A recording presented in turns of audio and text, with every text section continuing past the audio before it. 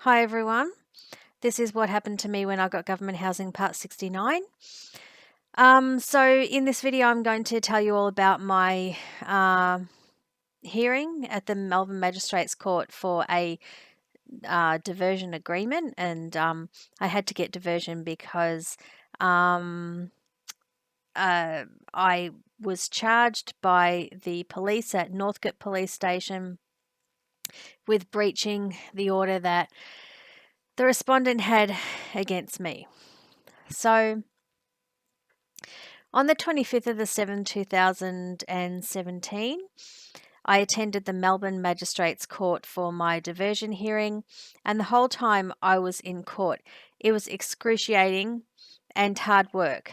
But like I've said before, I wasn't being paid for it, and it was also torture.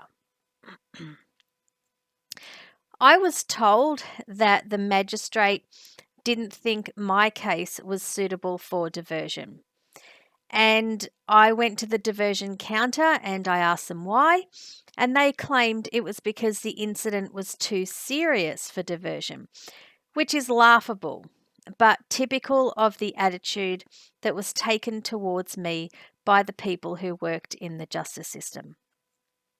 They saw everything I did as extremely serious and were trapped in this self-gratifying fantasy that I deserved to be punished for just about anything that I did or said.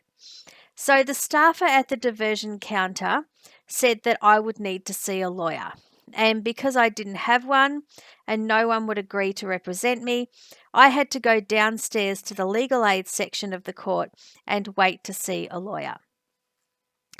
The whole thing was so laborious and so cold and so harsh, and it all happened because the police from Northcote Police Station charged me with breaching the order that the respondent had against me because I walked towards him.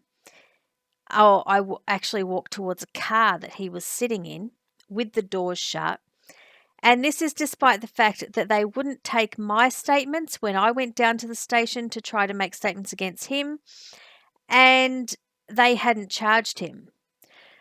I don't know how walking towards someone in a car can be seen as a serious breach of an intervention order, but that's what I was told, and they were treating me like it was some sort of major issue. So I was in the waiting area and I was waiting for a lawyer in the legal aid section for hours. And I had actually got to court that morning at around 9:30 a.m. And by 12:30 p.m., I asked the lawyers if they had my brief of evidence, and they claimed that they couldn't find it. So I had to go back upstairs to the diversion counter and then ask them to send my brief down to legal aid. And then I had to go back down to legal aid and sit there and wait again. So I was finally seen by a duty lawyer who was really nice to me, which surprised me, given how badly most people were treating me. And the lawyer agreed to go into court with me to represent me. So I went into the courtroom, and I think the duty lawyer was there with a few other people too in the same situation as me. And they were also waiting for him to represent them. And there were other people in the courtroom as well. So when I was seen by the magistrate, her behaviour was so rude. I would actually like everyone to see it, everyone listening to this video. I'll describe what happened, but I also want the Melbourne Magistrates Court to release the video of my hearing because the behaviour of the judge was so bad. And I want people to see what happened to me in court and how badly I was treated. So I was sitting there and the magistrate said that I might see diversion as an easy way out, but that I didn't really think that I was guilty. And this was bizarre. I wondered why I needed to be punished to this point just because I walked towards the respondent. And I wondered how people working in the justice system could get through each day in their own personal lives if they thought that walking towards someone was a serious crime. I wondered about this need that many people in the justice system had to punish me, and I would like some of the people who work in the justice system to come forward and publicly explain why and what that is all about. I think that the way I've been treated requires explanation. So that's its own issue. But getting back to the court hearing, the judge was reading from a document and being rude as hell to me. And she was accusing me of not realizing how guilty I was and accusing me of trying to get out of punishment that she clearly wanted to dish out. But she finally turned over the page of this document that she was reading and saw that it was written by the respondent, not written by me. And she finally realized that she had made a mistake. At that point, I realized that the judge had actually been yelling at me and accusing me of trying to get out of being guilty because she had actually read the first few lines of a document that was written by the respondent, and that she didn't even check to see who had written the document before she made these accusations against me.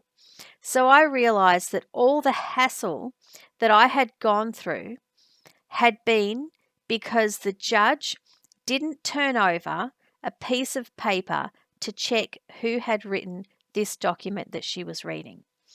And she had come down on me like a ton of bricks because of her own mistake.